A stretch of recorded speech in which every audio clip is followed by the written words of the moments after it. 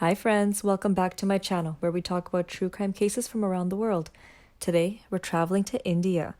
Now, before we begin today's case, I need to give a fair warning. There will be parts in this case that will be hard to hear.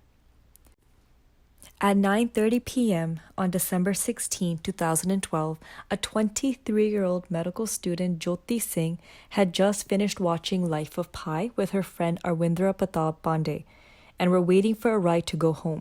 They tried finding taxis and buses but couldn't find one. A few minutes later, a private bus stopped in front of them and they offered them a ride. Now, before we get into what happened that night on that bus, let's talk about Jyoti. Jyoti was born and raised in Delhi. Her parents were from a small village in a district of UP, also known as Uttar Pradesh. Now, Jyoti means divine light or flame, and the parents believed she would bring that to their lives. People did taunt them when they were celebrating her birth, saying, "Why are you celebrating like you gave birth to a son?" But to her parents, they did not care. To them, she was their future. From a young age, Jyoti wanted to become a doctor, and she got accepted to the Sai Institute of Paramedical and Allied Sciences. Her father worked as a laborer, and to pay for her education, he worked double shifts and sold his ancestral land.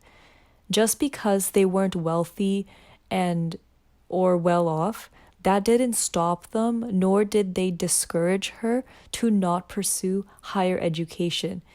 They made sure they found a way to keep fulfilling her dreams.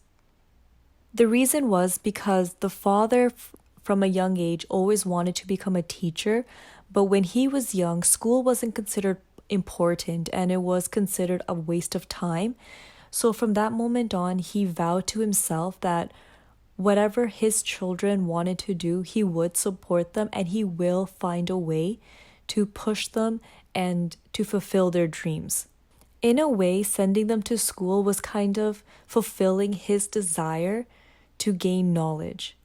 Along with going to medical school, Jyoti also worked 8 p.m. to 4 a.m. at an international call center to help support herself. Now, December 2012, Jyoti had returned home for a break after writing her final paper in medical school. She was done. She was now celebrating. Her mother said that Jyoti seemed relaxed and happy and would say things like, "Mom, everything will be okay now. Your daughter is a doctor." The horrific day, December 16th, started off like any other day. Jyoti was helping her mom, cooking and cleaning, doing laundry, and that evening, her friend Arvindra called her up and asked her to come out for a movie. Jyoti told her mom that she is going to start her internship in a few days, and once she starts it, she won't have any time for her friends, so she was going to go out and watch a movie. Now, when Jyoti and Arvindra got on the bus, they saw 4 boys in the driver's cabin and 2 boys sitting behind the cabin. The rest of the bus was empty, so they sat on the left side, second seat from the front. As the bus was moving, 3 boys came out of the driver's cabin, and Arvindra noticed that the bus was moving in the wrong direction and the doors were tightly shut. He had asked what was going on, and the boys started fighting with him, swearing at him and saying nonsense like, "Where is he taking this girl so late at night? And who is she to him?" One of the 3 hit Arvindra, and the other 2 picked up iron rods and started beating him up. Jyoti tried to get involved, but the men pushed her to the back seat. At this point, Arvindra was unconscious, and 6 men then took turns sexually assaulting Jyoti. Jyoti resisted. She bit 3 of the attackers, and then one of the men, the youngest one, took a rusted iron rod and penetrated it into her private parts. One of the other men put his hand inside of Jyoti and felt something rope-like coming out of her.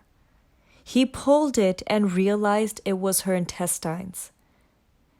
The men then assumed that she was dead and wanted to quickly get rid of the body. They tried to open the back door of the bus while it was still moving, but they couldn't open it. So they took both Arvindra's and Jyoti's body to the front door and threw them out naked out of a moving bus. Now Mukesh, who was the driver, says that they started sobering up around that time and decided to head home. The boys knew that Jyoti and Arvindra had brought stuff onto the bus, so they had to get rid of it. Bhavin wore Arvindra's shoes and Akshay wore Arvindra's jacket, and within 10 minutes, they had parked the bus on the side of the road and went home. Now, before the culprits separated, they came to an agreement that everyone would stay quiet, that if the police do start investigating and end up questioning them, that they would not say each other's names. Now back to where Jyoti and Arvindra were. Around 11 p.m., a passerby saw both of the bodies lying on the side of the road naked. He immediately called the Delhi police, who then came and took the victims to the hospital. Now, once at the hospital, the doctors saw numerous bite marks all over Jyoti's body, and they confirmed that she was penetrated by a rusted L-shaped iron rod, which caused massive damage to her genitals, uterus, and intestines. Now, Jyoti's parents were at home getting worried. It was getting late, and Jyoti was a very responsible woman. She would always let her parents know when she was gonna come home late or if something had happened. And even when they tried calling her, she wouldn't pick up. A short while later, the father received a call from the hospital asking who he was to Jyoti. He replied saying that he was Jyoti's father and assumed that Jyoti got into a car accident. So he asked, "Oh, is Jyoti in the hospital because she's in a car accident? Is she okay?"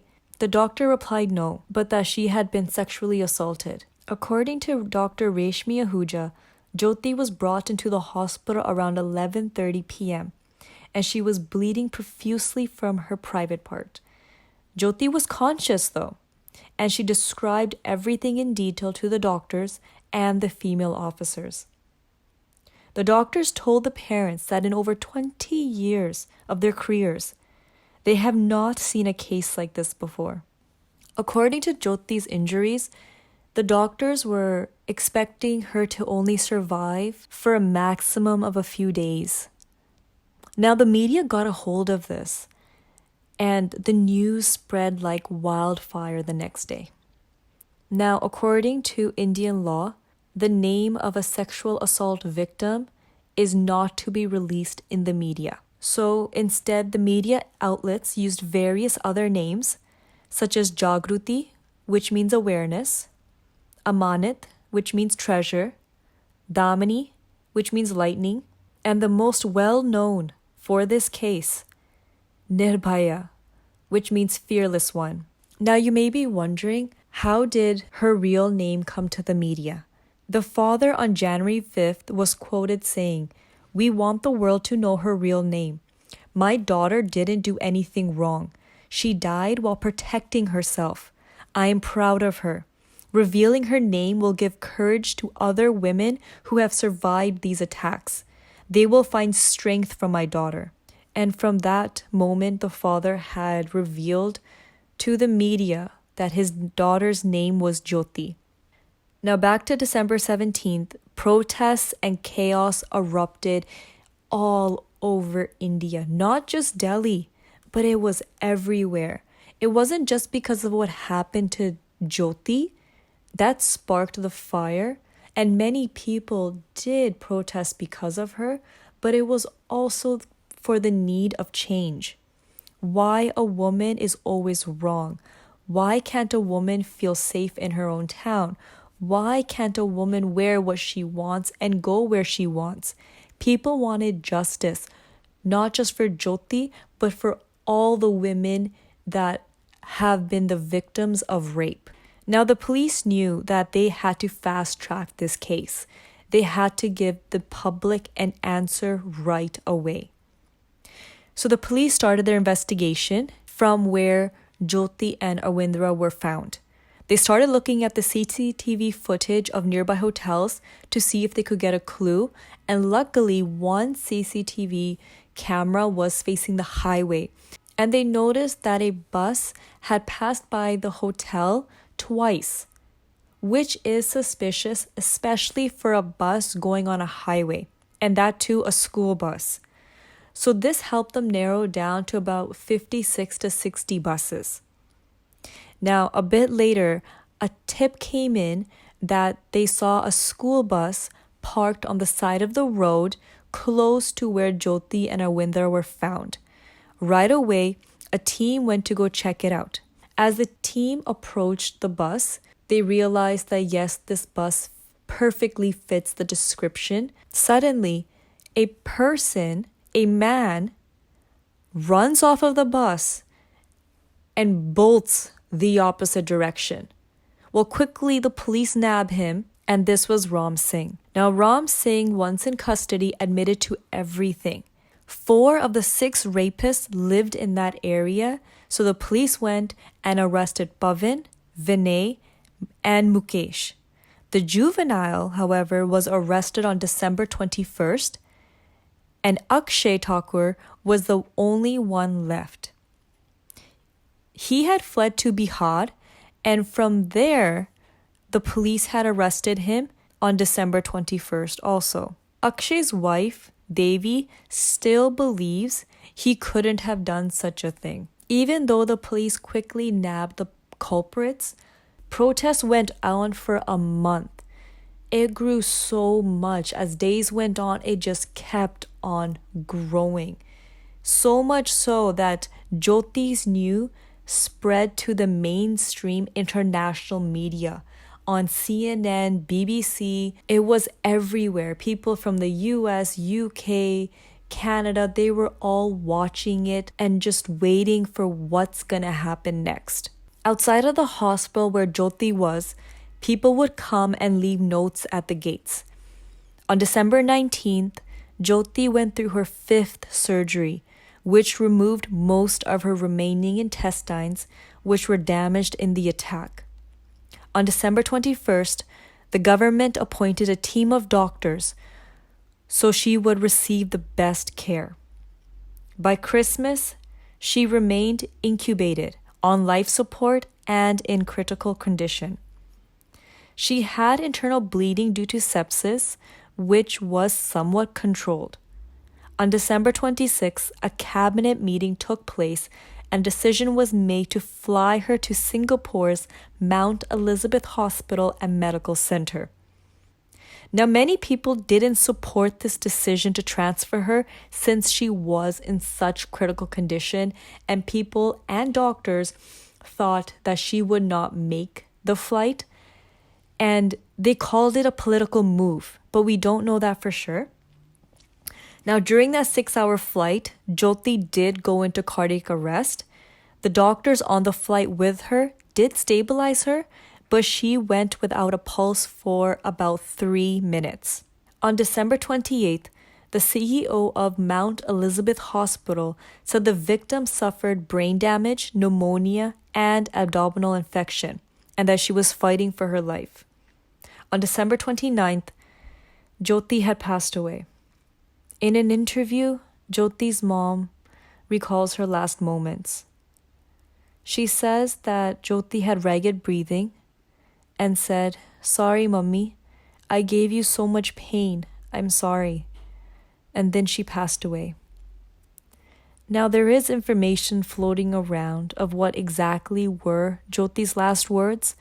Some media outlets say that she told her parents to keep fighting and get justice for her. Other outlets say she spoke to her father and said, "You go to sleep, I will also." In a BBC interview, while her mother was getting interviewed, Asha said, after she said, "Sorry, Mummy, I gave you so much pain," she saw the vertical lines become flat on the monitor.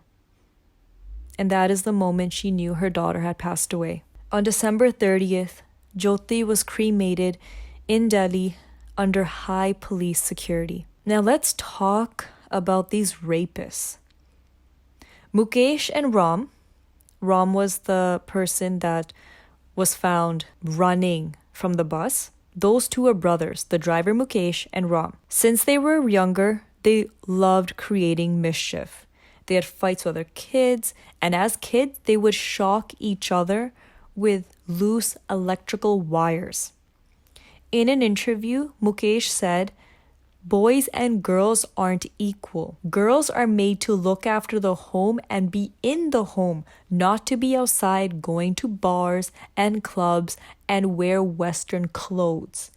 A person claps with two hands. Just like that, girls are also equally responsible as a man when rape happens." According to Mukesh, Ram had violent tendencies. Vinay Sharma was the third culprit. He was a gym instructor and would also fight with people for the smallest things. According to Mukesh, Vinay took injections that would make him stronger and more powerful. One time he took a double dosage and became so violent that no one could control him.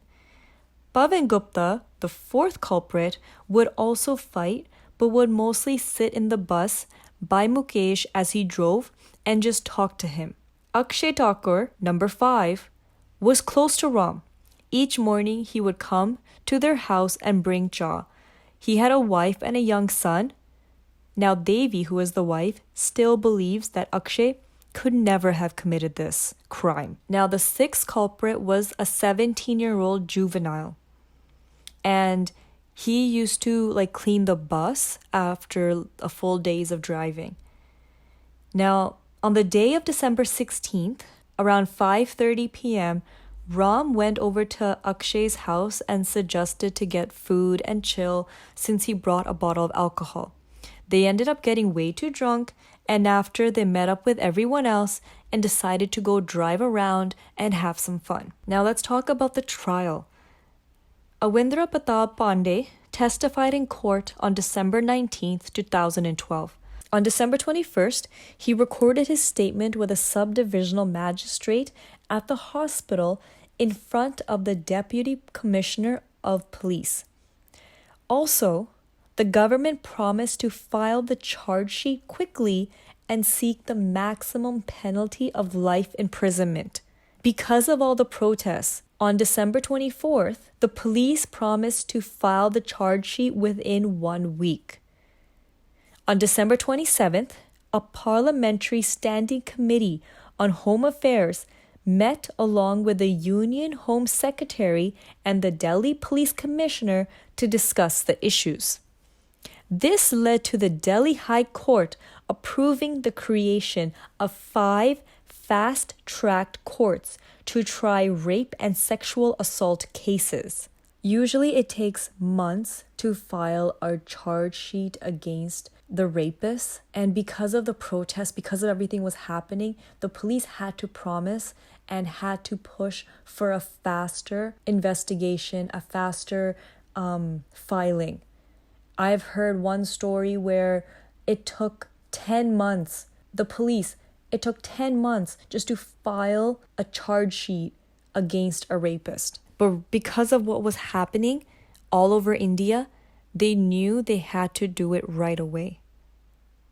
So the first of the 5 approved fast-tracked courts was inaugurated on January 2nd, 2013. Akshay, Mukesh, Ram, Pavan, and Vinay were tried together, and the 17-year-old juvenile, whose name was protected in the media, was tried separately since he was not considered an adult yet. Many people and political parties pushed to have the juvenile to be tried as an adult, but it was rejected by the Juvenile Justice Board, saying that even though, yes, he did a heinous crime, but he is younger than 18. January 3rd, the police finally filed charges against the 5 adult men for rape, murder, kidnapping, destruction of evidence, and attempted murder of Awindra. Senior lawyer Dayan Krishnan was appointed as a special public prosecutor. Mukesh Singh, Vinay Sharma, Akshay Thakur, and Pavan Gupta denied the charges. Now, some of the men had earlier confessed, just like how Ram did right when he got nabbed. However, their lawyers said that their clients had been tortured and coerced into admitting these crimes. On January 10th, one of their lawyers, Manohar Lal Sharma, said in a media interview that the victims were responsible for the assault because they should not have been using public transportation. And as an unmarried couple, they should not have been on the streets at night. He went on to say, "Until today, I have not seen a single incident or example of rape with a respected lady. Even an underworld don would not like to touch a girl without respect." He also called the male victim wholly responsible for the incident because he failed in his duty to protect the woman. Now, on March 2013, Ram Singh was found hanging by a rope in his prison cell, which he shared with 3 other prisoners. It is suspected he committed suicide, but his family claims it was murder. The 4 surviving adult defendants went on trial in a fast-tracked court. The prosecution presented evidence, including witness statements, the victim's statements, fingerprints, DNA testing, and they used dental molding to find a match with the bite marks on Jyoti. Now, the matches came back belonging to Akshay and Ram Singh, and dental molding for the bite marks found on Jyoti, and it came back as a match on Akshay and Ram Singh. The case was completed by July 8th. On July 25th, the verdict was going to be announced, but it was deferred to August 5th and then again to August 19th. On August 31st, 2013, the verdict was finally delivered. The 4, Mukesh, Akshay, Vinay, and Pavan, were charged with gang rape and sentenced to death, and the juvenile, who was 17 years old and 6 months at the time of the incident, was given the maximum sentence that a juvenile can get, which is 3 years in a special home. Just 3 years. On September 10th, 2013, the 5 were transferred to a prison. The juvenile was released on December 20th, 2015, and at the release, he was given a new name so he could have a brand new life and avoid any backlash and violence from the public. And according to the report, he had learned to cook and tailor while staying at the reform home. And a one-time grant of 10,000 rupees, which is around $130, was given to him by the government to initially support himself. And the Department of Women and Children Development stated that it would provide the money and would arrange the sewing machine and other tailoring tools from an NGO. On March 15, 2014, the Supreme Court of Canada stayed the execution of Mukesh and Pavan to allow them to make their appeal against their conviction on March 31st. This was eventually extended to the second week of July. Hearing this, Akshay and Vinay also asked the Supreme Court to stay their execution to allow them to make an appeal of their convictions. On July 14th, it was approved. On May 5th, 2017, the Supreme Court rejected the convicts' appeals and said they had committed a barbaric crime and they had shaken society's conscience. The court upheld the death sentence of the 4 who had been charged for murder. The convicts then filed a review petition to the Supreme Court, which was rejected on July 9, 2018. In November 2019, the Supreme Court dismissed a review petition form that Akshay had filed pleading for mercy. The court retained the death sentence. After the verdict, Akshay's lawyer told the Supreme Court that he would appeal to the President of India. And for this to happen, he needs to be given an extra 3 weeks. In January 2020, a 5-judge panel from the Supreme Court rejected the petitions of the convicts, Vinay and Mukesh. On January 7th, 2020, a death warrant was issued for the men by a Delhi court, with an execution date of January 22nd, 2020. Now, under prison rules, if a case has more than one convict awaiting the death penalty and one of them moves a mercy plea, then the execution of all the convicts would need to be postponed until a decision is made on the pending mercy plea. Mukesh had filed a mercy plea to the President of India, and on January 7th, the President of India rejected the mercy plea, and hours later, Judge Dharminder Rana issued a second death warrant to be hanged after a mandatory 14-day gap on February 1st. According to the law, when a mercy plea is rejected, they must have a 14-day gap. Now, I didn't previously mention, but Bhavin did at one point fight, saying that he was also a juvenile, that he was also 17 at that time, but the courts just threw that out. On January 17th, Bhavin appealed to the Supreme Court against the Delhi High Court that had rejected his claim of that he was a juvenile during the crime, and on January 31st, the Delhi court rejected it and did not issue a fresh warrant for their execution. Over the next few weeks, numerous pleas and appeals were made by all the families of the convicts and the convicts themselves, including to the International Court of Justice.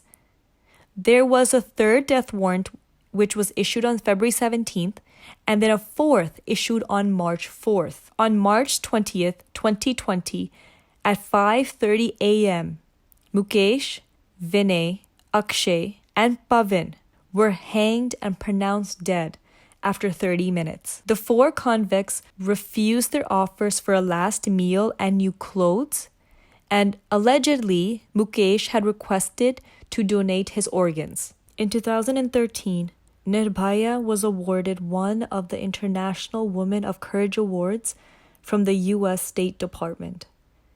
In December 2013, the family of the victim, along with social entrepreneur Sarvesh Kumar Tiwari, established the Nirbhaya Trust, an institute formed to assist women who have experienced violence to find shelter and legal assistance. Due to the fact that Indian laws do not allow the name of the victim to be published, it was named Nirbhaya, which means fearless one in Hindi, after the name used by media. The victim's father said, "So many people supported us, so we want to help those who have no one." BBC did make a documentary produced by Leslie called India's Daughter. It is an excellent documentary and I highly suggest that you watch it. They interviewed the rapist Mukesh, the families of all the convicts, and Jyoti's parents. Now, the Indian government did block its broadcast in India by obtaining a court order, and when the documentary was uploaded on YouTube, the Indian government told YouTube to block the video in India, and YouTube agreed. The film generated a great deal of controversy in both India and worldwide. Netflix also made a 7-episode series titled Delhi Crime. I did not watch that. If you would like to watch it, it is on Netflix. But I do highly suggest you watch the BBC documentary if you can. I did have to pause through the documentary a few times, not because of how gruesome it was, but because of how I could feel the pain of the parents and the arrogance of the rapists and their lawyers. It just got too much. At one point, Mukesh said, "Oh, before guys would rape and let them go, but now guys will make sure they're dead before they leave the body." And how a clap is done by 2 hands, so girls are equally responsible for the rape as men. The lawyers who were on the side of these rapists supported these views and even said more disgusting things. The moment she came out from her house with a boy who was neither her husband nor her brother, she left her morality and reputation of a doctor as well as a girl morality also in the house, and she came out just like a woman. We have the best culture. In our culture, there is no place for a woman. Sexual assault is not just a problem in India, but it's a problem all over the world, against women and men. Many have been taught to hide, to forget, to move on. Thing is, people need to realize sexual assault is not a short-term problem. It is a long-term problem that requires support. We must stand together and fight against backward thinkers and allow the voices of the victims to be heard. We must teach the next generation to be better. Thanks for watching, and until next time, bye.